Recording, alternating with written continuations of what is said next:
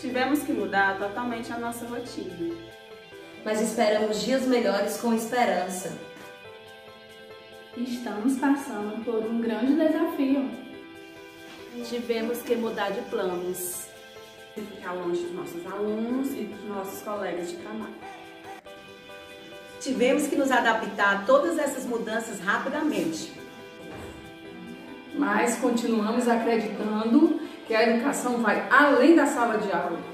O Colégio Criança Feliz prepara as crianças para a vida. Por isso, mesmo que o colégio esteja de portas fechadas por um tempo, estamos com o coração aberto. Acreditamos que Deus nos ajudará a superar tudo isso. Com amor, paz, dedicação e muita alegria.